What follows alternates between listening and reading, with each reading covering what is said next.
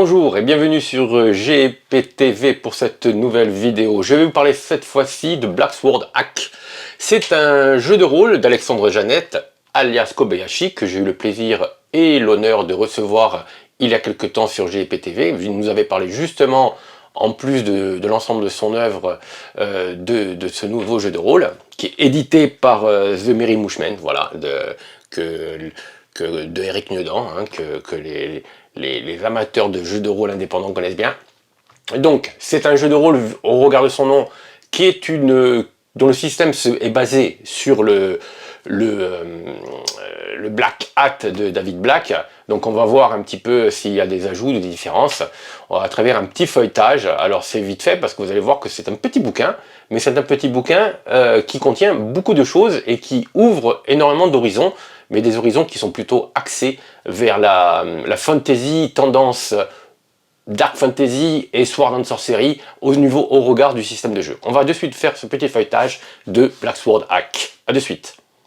Voilà, on se retrouve devant Black Sword Hack. Alors, la couverture, comme tous les visuels, sont de Goran Glisevic. Donc le style est volontairement vintage, parce que ça, The Black Hat, c'est un jeu à tendance OSR, qui fait référence un petit peu au premier jeu de rôle. Donc par contre, l'intérieur est en couleur, on n'a pas fait un intérieur noir et blanc, le choix n'a pas été fait de rester dans un style très ancien, on est plutôt dans un style moderne avec des pages un petit peu glacées. Alors de suite, vous voyez que l'intérieur de couverture, ça annonce la couleur, la seule vérité et la lutte éternelle, Michael Moorcock, Elric le Nécromancien. Comme je vous disais, le Black Hat se prête très bien à ce genre d'univers très létaux, où la vie des personnages est constamment mise en danger, mais où aussi il est possible de faire des actes épiques et faire preuve d'héroïsme de manière très régulière et pas très compliquée à mettre en place au niveau des règles. C'est ça qui est intéressant avec The Black Hat, et vous allez voir que Alexandre Jeannette a réussi vraiment à garder cet esprit, la volonté de David Black de proposer un système très simple qui permet une sorte de boîte à outils que vous pouvez broder dessus. Si vous avez envie de mettre les mains dans le cambouis, il n'y a pas de problème, vous pouvez customiser cette règle comme vous le souhaitez, puisqu'il se fait à base de D20, donc franchement c'est vraiment pas compliqué, mais il a apporté, on va voir dans ce petit feuilletage, quelques petits ajouts qui sont pas inintéressants et qui font l'originalité de Black Sword Hack et le succès du jeu déjà. Alors voilà, bon, intérieur de couverture, le préface de Bill King, bon, c'est pour ceux qui connaîtraient, c'est bien, pour ceux qui ne connaissent pas de suite, ça les interpellera moins. Prince maudit, aventurier retors et mercenaire avide, tente de survivre et de s'imposer dans un monde déchiré par les forces de la loi et du chaos. Donc là, on parle de suite de loi, du chaos, évidemment, ça fait penser beaucoup à Moorcock, avec Elric le Nécromancien, mais aussi tout le mythe du champion éternel avec Hawkmoon, Eric Ozzy et tout ça. Donc là, vous voyez que la température est mise, on est plongé dans un univers de fantasy, mais on n'est pas dans la high fantasy, on est fantasy sombre, la dark, et avec beaucoup d'éléments de Sword and Sorcery. Donc c'est pour ça qu'on peut aussi parler du cycle de Kane, par exemple de Wagner.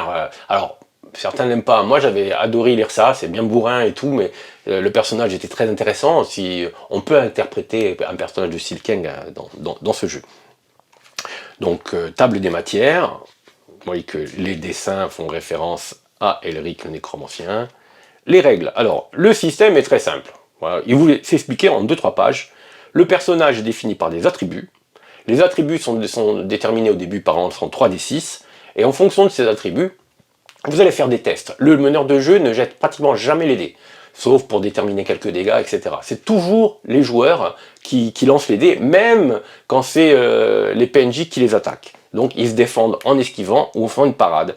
Donc vous voyez qu'ici, c'est vraiment pas compliqué, ça se résout pas grand chose, en sachant que le résultat de 1 sur un D1 est toujours un succès, et que le résultat de 20 est toujours un échec critique. Et là, il y a l'ajout du dé de destin, qui est un dé d'usure. Alors je vais vous expliquer ce que c'est les dés d'usure, pour que vous ne connaîtrez pas le Black Hat, on va y venir de suite. Vous avez aussi les avantages et désavantages. Bon, là, on fait référence à un système un peu plus moderne, on lorgne un petit peu vers la 5e édition, vous faites, si vous avez un avantage, vous lancez 2 D20 et vous lancez vous gardez le meilleur jet de dés, et si vous faites 20 et davantage, vous faites l'inverse, c'est-à-dire vous lancez 2 D20 et vous gardez le plus mauvais score. En sachant que si vous faites un échec critique, vous êtes aussi, vous devez aussi lancer le dé du destin. Voilà. Et quand le dé du destin, on y reviendra aussi. Voilà, le dé du destin, je vous en parlerai un peu plus tard. Donc ici, vous avez le dé d'usage, comment ça fonctionne. Alors le dé d'usage, c'est vraiment une originalité qu'on retrouve évidemment dans le Black Hack, mais aussi dans le Cthulhu Hack. C'est pour gérer les équipements, mais autre chose aussi, tout ce qui peut, au bout d'un moment, manquer au personnage. Voilà, donc même quand on fait par exemple des tentatives de quelque chose, même si c'est pas un équipement, vous allez lancer le dé, et au fur et à mesure que ça se réduit, que vous faites 1 ou 2, vous commencez par exemple avec un D12, donc vous lancez le D12, après vous avez un D10, vous lancez si vous faites 1 ou 2, le dé diminue, il passe à un D10, si vous faites encore 1 ou 2, le dé, ça dégraisse comme ça jusqu'au D4, et si quand vous lancez le D4, ça fait 1 ou 2, et vous ne pouvez plus utiliser cet équipement parce que c'est épuisé. Voilà. Le système est super simple, très intuitif, franchement c'est un truc que j'aime beaucoup dans Cthulhu Hack d'ailleurs, voilà. Ça permet d'éviter une gestion terrible, par exemple des flèches, des munitions, mais pas que, aussi des ressources humaines, des rapports entre les personnages. Par exemple, si vous avez un personnage à qui vous avez un lien, c'est à force de le solliciter, peut-être qu'au bout d'un moment il va vous envoyer bouler. Voilà, vous pouvez utiliser le dé d'usure pour représenter ça par exemple. Voilà. Voilà comment fonctionne le dé d'usure. Alors ici, ils appellent ça le dé d'usage. Bon, dans le David Black, c'est le dé d'usure, mais bon, c'est exactement la même chose.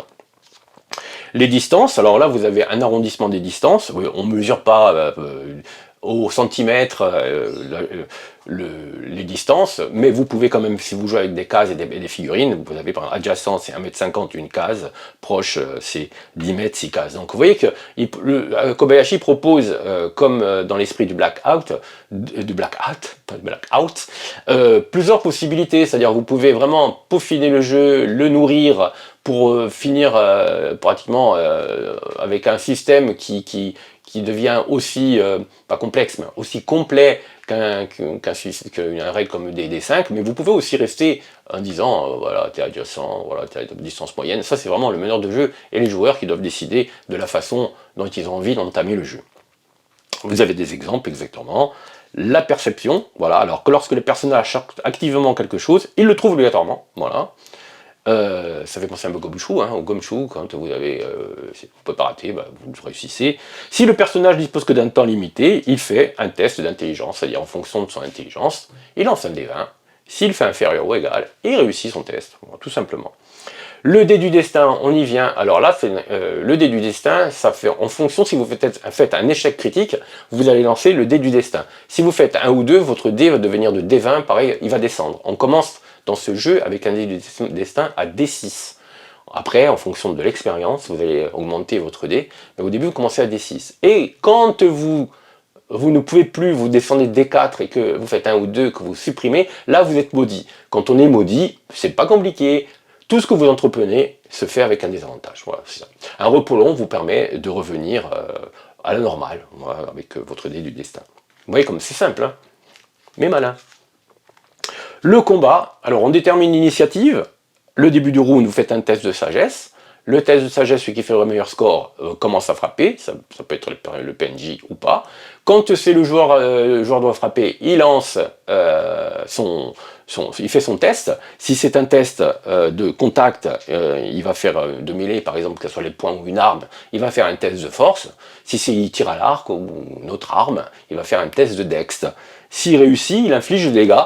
Les armes font toujours un D6. Les coups de poing font toujours un D4. Alors vous allez me dire, oh, c'est vachement simple quand même. Hein. Ouais, c'est simple en fait. Maintenant, si vous voulez modifier, ajouter, si vous voulez, certaines armes donnent des points en plus, vous pouvez le faire. Mais à l'essence du jeu, c'est pas ça. Par contre, en gagnant en expérience, certains dons, certaines choses vont faire plus de dégâts. Voilà. Mais à la base, c'est aussi simple que ça. Pour la défense, c'est pareil. Un personnage vous attaque, voilà, il vous attaque, vous voulez parer, vous faites un test de force, vous voulez esquiver, vous faites un test de dex. Vous réussissez, ça marche, vous réussissez pas, vous prenez des dégâts qui peuvent être imposés en fonction du jeu, ou là le meneur de jeu peut lancer les dés pour vous déterminer les dégâts qu'il vous fait. Si vous avez, voilà, c'est aussi simple que ça. Le niveau de menace, alors là c'est pour équilibrer le jeu, en fonction du niveau du personnage et du niveau du PNJ, vous allez ajouter sur votre D20 la différence. Voilà. Par exemple, si le niveau de l'adversaire est supérieur à celui du personnage, le joueur doit ajouter la différence entre les deux valeurs au D20 lorsqu'il effectue un test d'attribut pour attaquer, défendre, influencer et même interférer avec son adversaire. Bon. Les armées dégâts, bon, comme je vous l'ai dit, c'est simple. Et l'armure, en fonction de l'armure que vous portez, c'est enlever les dégâts. Ben, comment ça marche quand vous êtes... Alors vous avez des effets d'attaque aussi qui ne sont que les joueurs qui peuvent avoir ça. Les PNJ ne peuvent pas, vous pouvez faire un balayage, briser, brutal, vous pouvez des actions spéciales en fait. Hein.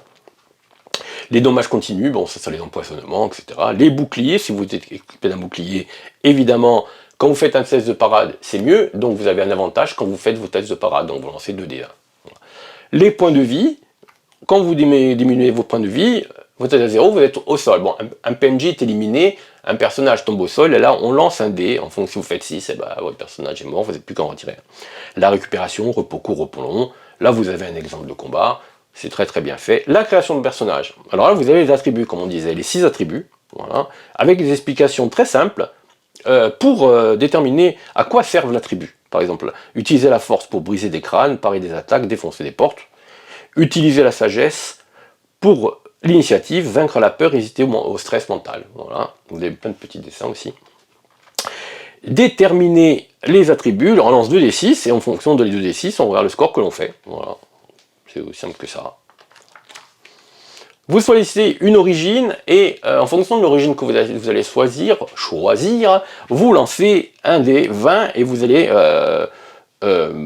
barbare ou d'où ils viennent, dans un cercle de pierre. Votre personnage est né dans un cercle de piège. Origine civilisée, votre personnage est né, loin c'est un des 20. Origine décadente, vous avez plusieurs trucs. L'historique, alors là, l'historique, c'est en fonction du test que vous avez choisi. Par exemple, là, si vous prenez origine barbare, vous avez ici des occupations, ils appellent ça comme ça, des historiques, pardon, des historiques justement, pas des occupations. Et donc, vous pouvez choisir 3 historiques.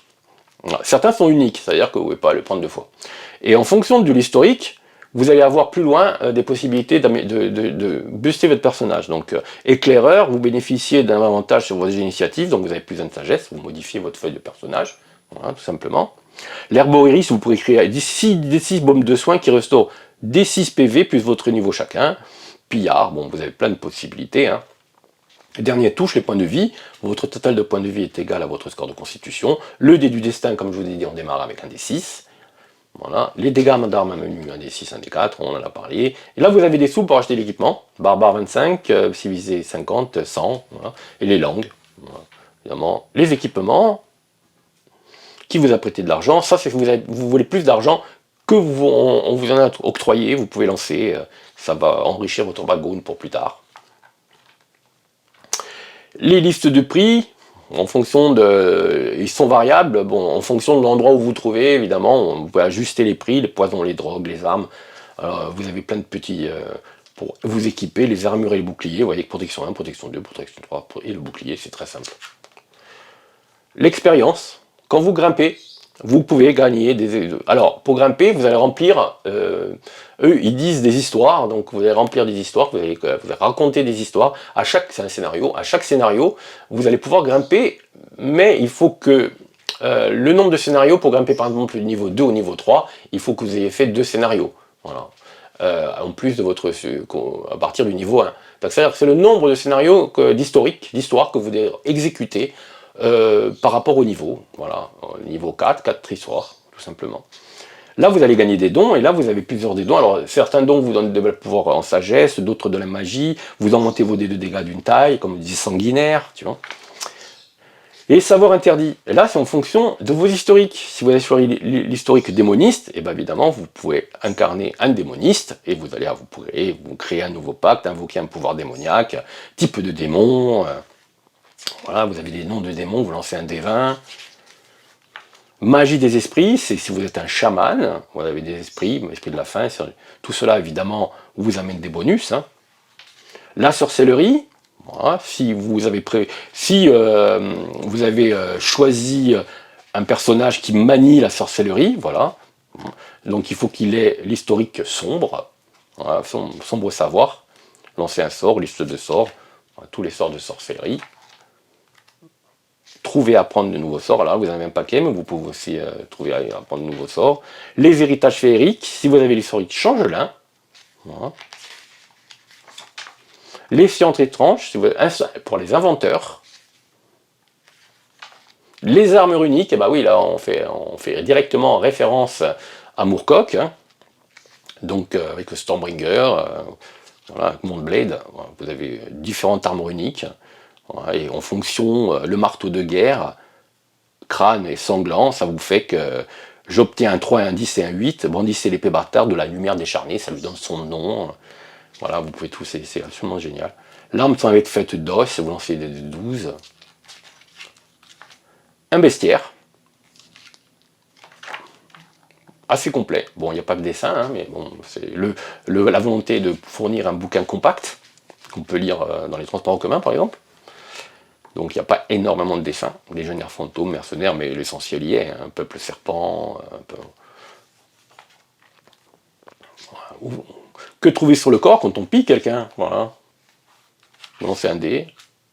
Créez votre monde, un système de gestion du monde, avec que vous pouvez faire, bon, vous pouvez créer votre monde, vous êtes obligé de passer par là, mais là c'est un système que vous faites à base de lancer de dés, et vous générez un univers de manière assez générale, hein, c'est pas hyper plein, mais la situation politique, l'attitude, la fin est proche, catastrophe naturelle, si vous voyez arriver une apocalypse, les pistes d'aventure régionales, sites interdits, groupes de mercenaires. Voilà, vous lancez un dé, ou par exemple, si vous faites un 2, une vaste armée projette de conquérir la cité interdite, les PJ en entendent parler, que vont-ils faire de cette information, par exemple? Vous avez plein de choses, des tiers de Nord, des marchands, plein d'accroches de scénarios là. Hein. Vous voyez que l'ouvrage en pagination n'est pas énorme, mais par contre, il y a énormément d'informations à l'intérieur. Et la balance dans tout ça, alors évidemment, on parle de la balance loi-chaos. Bon, là, il y a beaucoup de références évidemment à Moorcock, hein, mais bon, pas que, hein, vous n'êtes pas obligé d'avoir lu tout le cycle des champions éternels pour pouvoir jouer à ça. Hein.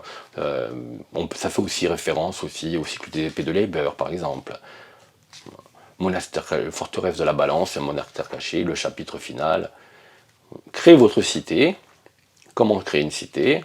Toujours un système de génération à base de G2D qui fait penser un petit peu au travail effectué pour Dungeon World. Récit de voyageurs, aventure sombre secret, et là vous avez des scénarios, donc on va passer vite. Hein. Aventure, les tueurs du dieu de sang.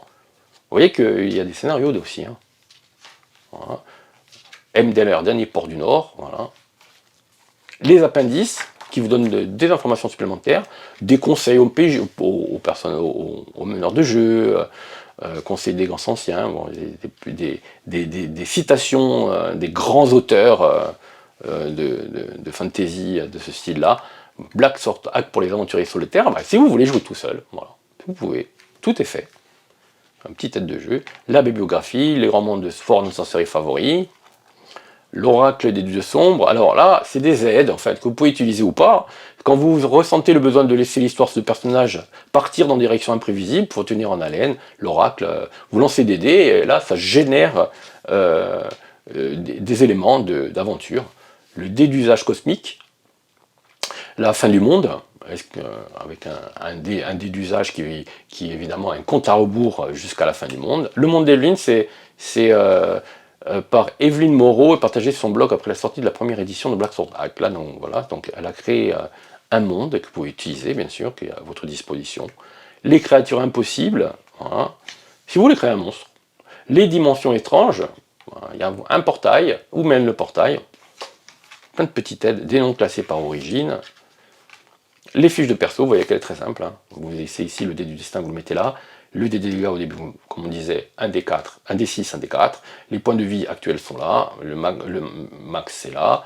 Les caractéristiques, histoire et sombre secret, les sorts que vous avez révélés et vos sorts. Les dons sont là. Bon, vous voyez que c'est très très simple. Le glossaire. Une citation de Ward pour finir. Voilà, alors on a survolé Black Sword Hack. Franchement, j'ai dévoré le bouquin. Bon, c'est sûr, on lit pas une encyclopédie, donc c'est assez vite lu, mais de suite, j'ai trouvé assez intéressant en l'état, et très intéressant pour s'appuyer dessus pour développer quelque chose. Bon, franchement, en fonction de chaque meneur de jeu va pouvoir utiliser ça comme un outil pour construire son univers en fonction des préférences de son joueur. Vous pouvez même partir, rien ne vous empêche de partir dans des univers comme le monde de Gore, qui amène un petit peu de science-fiction, pour faire jouer Black Sword Hack. L'essentiel, c'est que l'essence du système soit respectée, colle à ce que vous allez imaginer, c'est-à-dire un système à beaucoup d'actions, très violent. Donc à partir de là, vous pouvez construire tout ce que vous voulez. C'est aussi un système de jeu extraordinaire pour lancer les débutants. Vous pouvez mélanger une table des débutants et des vétérans, je suis sûr qu'ils vont s'amuser autant les uns que les autres. Parce que le vétéran va commencer à broder dans son imaginaire tous les éléments qu'il a déjà assimilés depuis un certain temps. Le nouveau va être complètement à l'aise avec un système très simple à base d'un D20. C'est vraiment, on reste dans le basique pour tout ce qui est de la mécanique, mais qui amène des résultats qui peuvent être laissés libres à l'interprétation et à l'imagination. Donc c'est un jeu qui se prête bien au roleplay, c'est un jeu qui se prête très très bien aux débutants, et pour ceux qui ont envie de temps en temps de se faire une aventure de style, de brandir une épée démon pour attaquer un sorcier du peuple serpent le temps d'une soirée, c'est parfait ce truc, quoi. Je veux dire, Black Sword Hack, franchement c'est génial. Moi j'ai beaucoup aimé. Ça m'étonne pas parce que j'aime beaucoup ce que fait Alexandre Jeanette, donc j'ai la même tendance, même sensibilité pour l'OSR hein, que lui, c'est-à-dire que l'OSR c'est un outil, on l'utilise et on en fait quelque chose de nouveau, voilà, et c'est ce qu'il fait de très belle manière. Voilà. Donc moi je vous conseille Black Sword Hack. Franchement, ça coûte 30 balles, voilà, 30 balles. Chez Merry Mushman, en plus, ils sont très sympathiques, voilà. Si vous cherchez un petit jeu en ce moment, petit, attention, c'est pas péjoratif, hein, petit, c'est dans le sens que vite maîtrisé, vite appris, vite mis en place, et les joueurs, de suite, ils vont pouvoir se lancer dans le bain. Black Sword Hack, c'est un jeu, peut-être le jeu de l'année, hein, je sais pas, enfin, pour l'instant, on n'est qu'en été, hein, il va en sortir d'autres. Voilà. Si vous avez apprécié cette petite vidéo, n'hésitez pas à mettre un petit pouce en dessous, à la partager avec vos amis, et si ce n'est pas encore déjà fait, à vous abonner à la chaîne GPTV. Pour la prochaine émission, on va changer complètement, on va passer dans le super-héros, je vous parlerai de la sortie de Batman, c'est Batman, le jeu de Monolith qui existe en jeu de plateau, qui maintenant sort en jeu de rôle, donc je vous en parlerai la prochaine fois. Voilà. Bonne fin d'été et à bientôt.